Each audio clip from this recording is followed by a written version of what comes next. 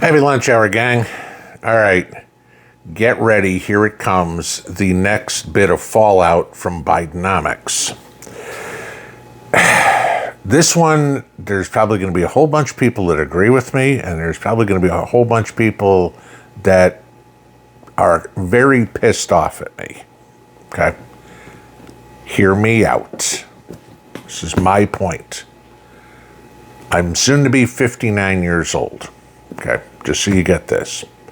Went to college, had student loans, let's not even say paid off my student loans. I'm still paying mine, okay? I'm close. I should be done by the end of the year. I'm retired, by the way, okay? And I'm still paying them. But there's the catch. I'm still paying them. For the last few years, we have had the reprieve, the Biden getting elected, telling all these young people, whether they were Zoomers, millennials, even plenty of Gen Xers, me, okay, we're going to forgive all your student loans. You don't have to pay them back. And of course, that all was campaign promises not delivered on because basically it's illegal. It's now coming out that we are going to have somewhere to the tune of 6 million people go into default here by the end of the year on student loans, okay? And the way student loans are read, that's 270 days in arrears, 9 months, okay? They're going to start having their wages garnished, 15%. Okay?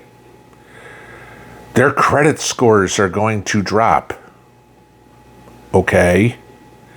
It's so hard for them to do something. Like it was easy for everybody else, right? Just gonna make a point. There's never been a generation, say what you want even about the boomers, where jobs were so plentiful that anybody could get them.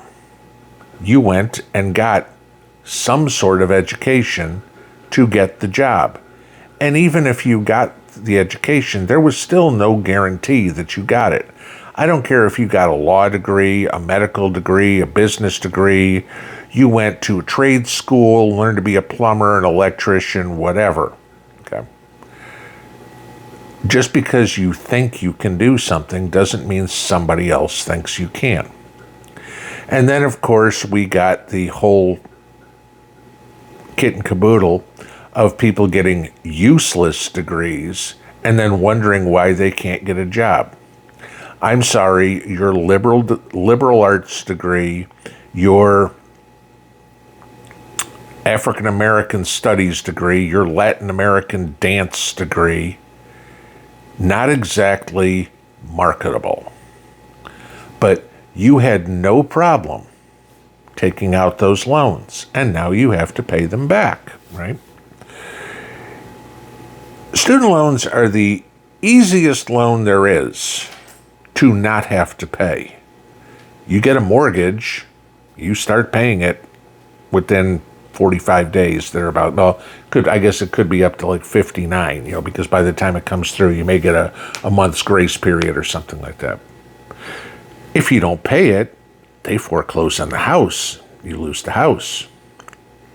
If you have a car payment, you don't pay on a car payment, a repo man shows up and takes the car. If you don't pay on your credit cards, they cancel your credit cards. It's how life works. People signed a contract saying, I agree to pay this back. Pleading stupidity is the funniest thing of all, because I look at it this way. I'm going to college to get educated, and when I leave college, I'm too stupid to realize that I have to pay back loans. If you think that way, that would be your education was worthless, because you aren't smart enough to figure out what any 12-year-old does when he wants to borrow $10 from dad, and dad says, okay, you're going to pay it back, you're going to mow the lawn, you're going to take out the trash, you're going to wash dishes, whatever, and I'll pay you this, and you do it this many times, and your loan is paid back, right? Same thing. But student loans are the easiest one to get rid of, or not pay and not get in trouble. You just have to do something. 6 million people are too lazy to do something. You don't have a job that'll pay enough? Okay, go get yourself an IDR, okay, which is a student loan that is income-based. Go get yourself a forbearance that says you don't make enough, okay? These are very easy things to get online. You don't even have to go anywhere to apply for, and pretty much everybody's accepted. And for the next year, you're on your income-based repayment plan, a certain percentage of your income. Okay. Or you get the forbearance because you don't have any income. They look at your tax forms, go, you don't work. Okay, great. But these are the people who are too lazy to go and do anything like that because their liberal arts degree, their African American studies degree got them a well-paying job as a barista at Starbucks. Okay. You can't take 15% of my pay. Yeah, actually we can. Okay. If you go read the contract you signed. Guess what? If you would have done a little bit of the paperwork, go apply, that'd take you half an hour, okay? You could have got it down to 5%, but you got to put some effort in, right? They don't want to do it. They say the job market is poor, okay? New grads have an unemployment rate of about 5.5%. That's higher than the market, okay? But it's the problem that too many of these new grads won't take a entry-level job. I've told you this story before. This goes back 20 years now, where I met a girl, I was interviewing a girl for an accounts payable clerk position that was paying $12.50 an hour. And she had her associate's degree in accounting and no experience whatsoever. I mean, she'd been a waitress. And when I asked her, I said, is the pay going to be satisfactory for you? She goes, well, my accounting professor told me that with my degree, I should make $75,000 a year. And I looked at her with a straight face and said, what did your economics professor tell you? Too many people these days think the sheepskin they got automatically qualifies them for the corner office and the Mercedes in the driveway, the McMansion that they live in each day. No. The rest of us, every other generation, lived in our one-bedroom apartment, had roommates. They're with you, okay? Did that. But all of a sudden, the entitlement has come in. They're whining about, gee, my credit score is going to go down. Good, because what you've proven is you aren't responsible to handle the credit. If you aren't paying your student loans, why should a mortgage company give you a house, a loan for a house? Why should a car dealership finance you on a car? Because you're telling them you're going to come up with every excuse in the book as to why you can't pay your bills. And then it costs them money to go foreclose, to go repo, whatever. So how does this affect the rest of us? Well, this is, again, like I said, I'm going to piss off a lot of people, and I really don't care. I paid $30,000 toward PBJ's undergrad. My ex paid $30,000 toward PBJ's undergrad. She paid the other $30,000 toward it. That was our deal. 1/3, 1/3, 1/3. She had some skin in the game. Okay, no problem. Now, granted, that included her food, her housing, her car insurance, and everything like that. Okay, so it wasn't just tuition and books. Don't think, oh my God, $90,000 for school. No, it wasn't. She went to a state university. But now she's almost done with her master's. And that was $90,000 in tuition alone, plus the cost of her housing, her car insurance, her food, her gas, etc. And we still help, my ex and myself, but she's going to be responsible for all this. And she knows it. And therefore, she's putting the work in to make sure she is going to get a job that she can pay it off. Because there comes a point in life where the purse strings get cut, where mom and dad have to say, you're on your own. Okay, we'll bail you out if there's a major problem, but I'm not buying her groceries after she's done with school. Okay, that's not going to happen anymore. It's no different than all of you guys in the yard here have had bird's nests where mama laid the eggs hatch, mama and daddy bird come and feed the little baby birds. And eventually, the little baby birds have to leave the nest, and guess what? You're on your own. Okay, works the same way for people. So how does it affect the rest of us? Well, we're going to listen to a whole lot of whining. I can't pay my bills. Well, then you need to go get a second job, like a lot of us did for 30 years. Okay, maybe it was full-time, maybe it was part-time. There was a point in my life where I was working 2 full-time jobs. I was getting 5 hours sleep a night. Okay, and it was literally go to one job, get out of that, drive from one job to the other, and work another 8-hour shift. Okay, that was it. I was working as a tax analyst, and then I went and managed a bar at night. Yeah, it's what it took to get me where I wanted to be at that point. Of course, divorce will take all that away from you. A lot of you guys know that too. But you reinvent yourself. You figure it out. How many people get degrees and never work in the field? Right? Okay. You get your degree in biochemistry and you get a job in business. Okay. That's it. But how many people skated by on an easy degree and now I can't? No question. It's harder to get a job.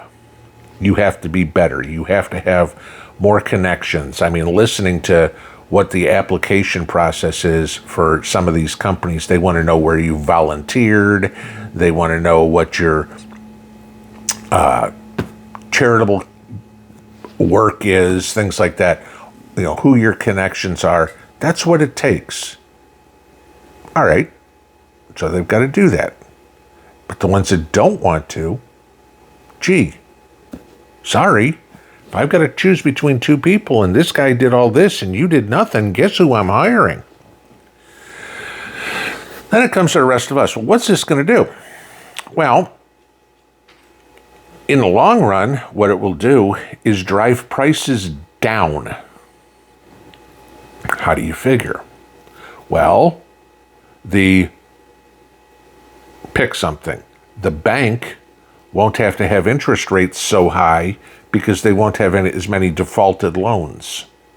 If they're not loaning money to people who aren't going to pay the bills, they don't have to cover it for everybody else. I don't think I'm kidding. How's your car insurance done lately? How's your home insurance done lately? It's gone up, right? It's not because you had any claims or anything. It's because, let's talk California, okay, where home insurers are moving out of the state because it's too expensive. Everybody else has had their home insurance jacked up so much because the $2,000, $5,000, $10,000 a year you're paying for in home insurance, when they're talking about having to pay out billions, okay, in these fires, that's one thing. Think of the same thing with a bank for cars, for example. If they know that 2% of their loans are going to go bad, they're going to jack up the interest rate for everybody who pays their bills so they can offset their losses for those that don't. You get rid of the 2% and make it only 1%, and all of a sudden the interest rates come down. We don't need to soak the people as much who actually pay their bills to offset the ones that don't. You go back, some of you guys may be old enough to remember this. Some of you guys may still be living this now, where you had multi-generational households. Mrs. P grew up in one, her grandmother, her parents, and her. 3 generations in a 2-bedroom apartment. Okay, that was her in Russia. I remember being a kid after my grandmother died. My grandfather moved in with us. 3 generations. Grandpa, mom and dad, me and my brother. Okay, that's what it took. You go back further than me, and there could be times where you had, that was not coming back to the nest. They never left it. Grandma and Grandpa had kids, son or daughter. They got married. They moved in with Grandma and Grandpa. They had kids. That was the only house they ever knew. Okay. And things were okay back then. People made it. By no means am I saying that the world has gotten to be better. You've heard me say many times, I yearn for the days where we have a 1950s economy where a family could afford a small house, a car, and kids on one income. We need to get back to that. But the way to get back to that is not all these people freeloading, thinking, I'm going to get my student loans forgiven. You're getting wage garnishments, 15% of your wages, because you wouldn't do anything for it. Now look, now it's time to pay the piper.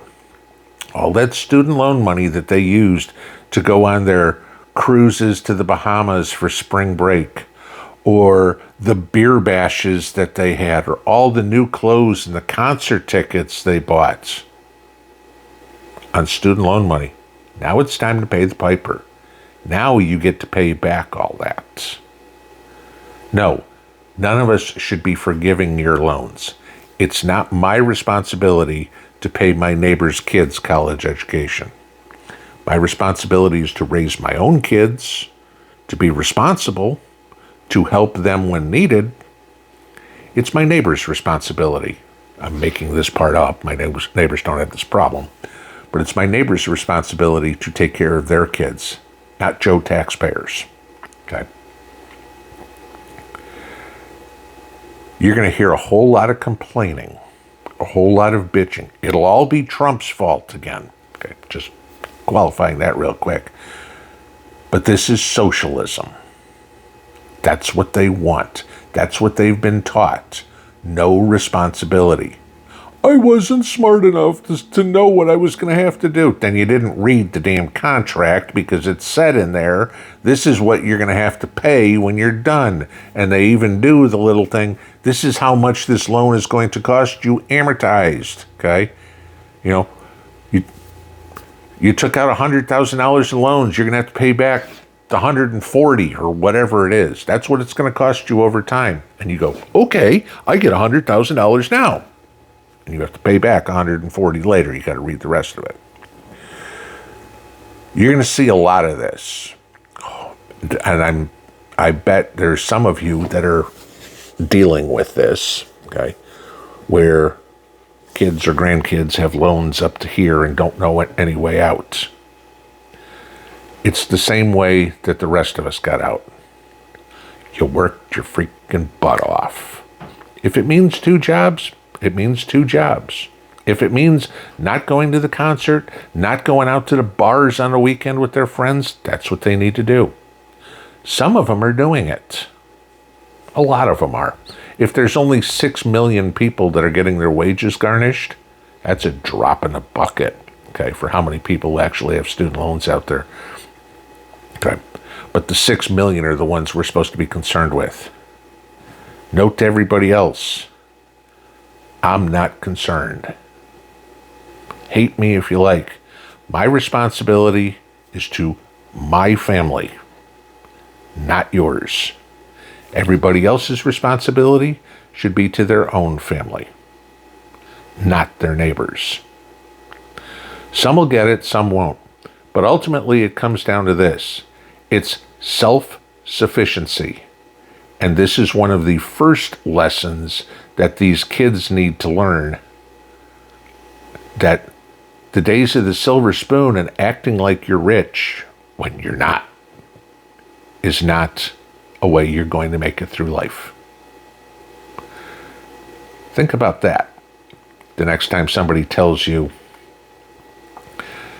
"Oh, poor me, I don't make enough money," or whatever. Well, then you've made bad choices. You can't change yesterday, but you have complete control over changing tomorrow. Change your mindset, make different choices, get your life back on order, and go. Nobody's promised tomorrow, but you have the ability to choose what you're going to do tomorrow. Slavery ended. None of us are obligated to stay where we are, unless, of course, you're in the military, right? If you don't like your job, go find a better one. That's all it is. Pinball out.